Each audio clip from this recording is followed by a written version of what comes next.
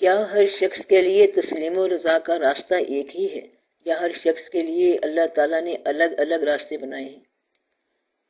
ہر شخص کے لیے تسلیم و رضا کے لیے راستے الگ الگ ہیں، لیکن رضائے الہی اور منشائے الہی کا طریقہ ایک ہے۔ تسلیم اس حوالے سے اللہ کی پہچان کے لیے ہے جو یہ کہہ رہا ہے کہ میں نے رضائے الہی کو پہچاننا ہے، اس کے لیے تسلیم کا یہی راستہ ہے۔ اس کے لیے یا سب کے لیے؟ جب رضا کا سوال آ جائے کہ اللہ کی منشا کیا ہے تو اس کا اظہار نہ کرنا علم بیان کرنے کا ایک طریقہ ہے۔ کون سی چیز کب بیان کرنی ہے، کس کے سامنے بیان کرنی ہے، کس انداز سے بیان کرنی ہے، کیا کیا چیز کب کہنی ہے، اس وقت اللہ کی منشا کو پہچان جاؤ۔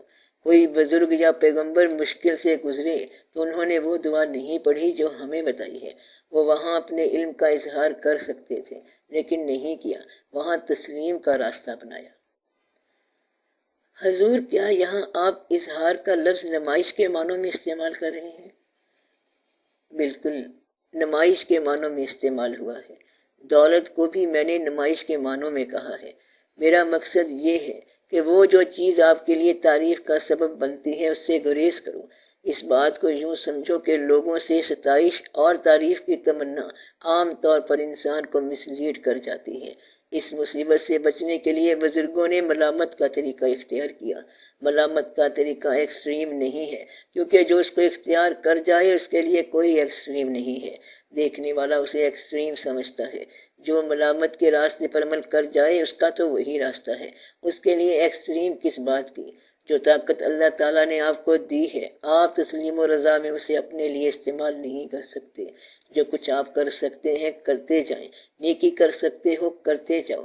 ایک آدمی چاہتا ہے کہ میں رضا کو پہچانوں، تو رضا کو پہچاننے کی سب سے بڑی بات یہ ہے کہ چلو آپ اپنا ڈیفنس کر لو اور اپنی طاقت استعمال کر لو، مگر اس کی شرط یہ ہے کہ آپ اپنے اندر سے اپنا ڈیفنس کر لو۔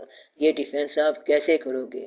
2 دن کے بعد یا 3 دن کے بعد آپ کی سیکیورٹی خود ہی انسیکیور ہوتی جائے گی۔ آپ نے اپنے لیے ہزارہ ڈیفنس بنائے، مگر ایک دن ایسا آ جاتا ہے جب ڈیفنس والا آدمی چلا جاتا ہے۔ اس لیے جب تک آپ کو آگے جانے کا علم نہ آئے، آپ نے یہاں پر رکنے کا علم کیا سیکھنا ہے؟ یہاں پر ٹھہرنے کا علم وہ شخص سیکھے جس کو یہاں سے جانے کا علم آئے۔ ایسی صورت میں آپ بے شک یہاں ٹھہرو اور رونقیں لگاؤ، مگر کیا رونقیں لگاؤ گے اور کیا میلے لگاؤ گے؟ میلہ تو اب ختم ہونے والا ہے، سب رخصت ہونے والے ہیں۔ جس خوشی سے آئے تھے اسی خوشی سے چلے جا رہے ہیں۔ جب تک آنے اور جانے ان دونوں میں فرق ہے، آپ کو مشکل رہے گی۔ آپ کو آسان بات بتاتا ہوں، آپ کو رضا کا مضمون سمجھنے کی کیا ضرورت ہے؟ آپ اسے اللہ کا حکم ہی سمجھو۔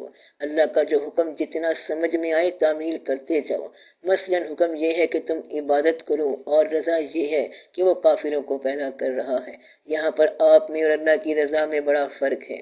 آپ ہوں تو کافروں کو اڑا دیں۔ رضا سمجھنے والے کو یہ بات سمجھنی ہے کہ اللہ کا منشا کیا ہے۔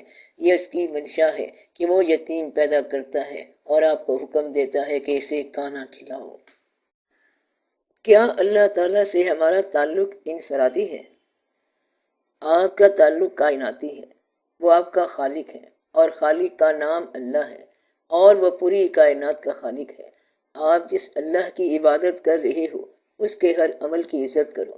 وہ چیزیں بناتا ہے۔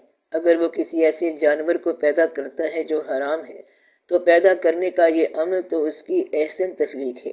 اس چیز کو بڑی خوبصورتی کے ساتھ پیدا کیا اور ساتھ ہی آپ کو حکم دے دیا کہ اس کا گوشت نہ کھاؤ۔ اب تم گوشت نہ کھاؤ، لیکن اس کی تخلیق میں نقص نہ نکالو۔ ہر چیز کا خالق وہ ایک اللہ ہے۔ خالق کے ہر عمل کو پسند کرنا ہی رضا ہے۔ یہاں میں رضا کی بات کر رہا ہوں، اس کے حکم کی بات نہیں کر رہا۔ حکم تو یہ ہے کہ جہاد کرو۔ فرعون اور موسیٰ علیہ السلام دونوں کو خود پیدا کرتا ہے، پھر فرعون کو فرعون بنا دیا اور موسیٰ کو موسیٰ علیہ السلام بنا دیا۔ اس کے اس احسان کو پہچانو کہ تمہیں ماننے والوں میں پیدا کیا۔ اس کائنات میں جہاں نہ ماننے والے بے شمار ہیں وہاں آپ کو ماننے والا بنایا۔ اس کائنات میں جہاں جانور ہیں، بچھو ہیں، چھپکلیاں ہیں، اللہ نے آپ کو انسان بنایا اور پھر مسلمان بنایا۔ اس بات پہ اس کا شکر ادا کرو اور عبادت کرتے جاؤ۔ شکر الحمدللہ رب العالمین۔ معاشرہ اس طرح بنتا ہے کہ اپنے بھائی کو اس کا حق دو، بلکہ ہو سکے تو اپنا حق بھی دے دو۔ اس طرح معاشرہ بن جائے گا۔ تم نے تو اس کا حق دیا ہی نہیں، اور اسلامی معاشرہ بنانے چلے ہو، تم کہاں سے بناؤ گے؟ محسن کی قدر کرو، دوست کی قدر کرو، اپنوں کی قدر کرو، احسار سیکھو اور گلہ چھوڑ دو، اللہ کا سجدہ کرو، ساری کائنات کا احترام کرو، اپنا بھی احترام کرو، فنا کی محبت دل سے نکال دو تاکہ آپ کو بقا کا سبق ملے۔ فانی کی محبت فنا کر دے گی۔ آپ اپنی محبت پر تنہائی میں غور کرو کہ کس چیز سے محبت ہے، کیا یہ چیز فانی ہے یا باقی ہے؟ فانی سے تو بہتر ہے کہ آپ پہاڑ سے محبت کرو، کیونکہ یہ آپ کے بعد بھی زندہ رہے گا، اور ستاروں سے ہی محبت کر لو، کیونکہ وہ بھی آپ کے مقابلے میں زیادہ باقی رہنے والے ہیں۔ ستارے 2-4 کروڑ سال اور رہیں گے۔ اصل بقا اس ذات کو ہے جو ذوالجلال والاکرام ہے۔ اس ذات یعنی اللہ کو دیکھو، آپ سے پہلے بھی اس کا ذکر تھا اور آپ کے بعد بھی اس کا ذکر رہے گا۔ کیا معاشرے کی تعمیر بھی فرد سے شروع ہوتی ہے؟ معاشرے کی تعمیر کے سلسلے میں ضروری بات یہ دیکھو کہ 2 طرح کا معاشرہ ہوتا ہے۔ ایک تو ہوتا ہے ارتقائی، یعنی بنتے بنتے معاشرہ کسی مقام پر جا کر خوبصورت بن گیا۔ عام طور پر کوئی ایک شخصیت معاشرہ ساز ہوتی ہے۔ بالعموم آپ دنیا کی تاریخ میں دیکھو، معاشرہ انسان کو جنم دیتا ہے اور انسان معاشرے کو جنم دیتا ہے۔ ایک انسان کی بات کر رہا ہوں۔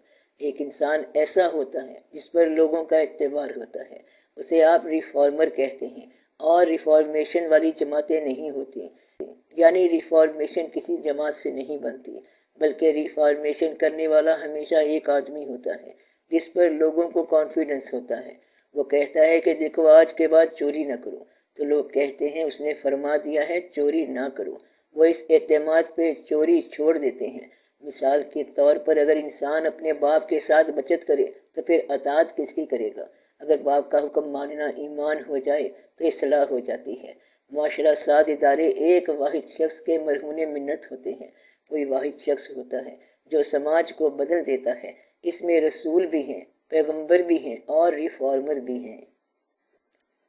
ایسا کیوں ہوتا ہے کہ معاشرے کو ایسے دیداور کے لیے ہزاروں سال منتظر رہنا پڑتا ہے؟ ایسا کیوں ہوتا ہے؟ آپ یوں سمجھ لو کہ سبزیاں جلدی اگاتی ہیں، پیڑ بہت دیر کے بعد اگتا ہے۔ مت سہل ہمیں سمجھو، پھرتا ہے فلک برسوں، تب خاک کے پردے سے انسان نکلتے ہیں۔ اللہ تعالیٰ سمیع بھی ہے اور مجیب بھی، سنتا بھی ہے اور جواب بھی دیتا ہے۔ سننے کے اعتبار سے ہم بہت دعائیں مانگتے ہیں، لیکن اس کے جواب دینے کے اعتبار سے ہم اس کو بہت کم پہچانتے ہیں۔ یہ ہر آدمی کے لیے الگ الگ شعبہ ہے۔ اگر آپ کو یقین نہ ہو کہ سنتا نہیں ہے تو پھر آپ کبھی دعا نہ مانگتے۔ دعا مانگنے کا مطلب ہی یہ ہے کہ وہ سنتا ہے، وہ بولتا ہے کہ نہیں بولتا ہے، اور دعائیں منظور ہوں یا نہ ہوں تو یہ ایک الگ کہانی ہے۔ دعا مانگنے والے کے لیے ضروری ہے کہ پہلے اللہ کے ہر حکم کو قبول کرے۔ یعنی اگر ایک شخص کہتا ہے کہ میں قرآن پڑھتا رہا لیکن مجھے فیض نہیں ہوا، تو وہ شخص قرآن شریف پڑھنے سے پہلے یہ طے کرے کہ میں متقی ہوں اور مجھے ہدایت ملے گی۔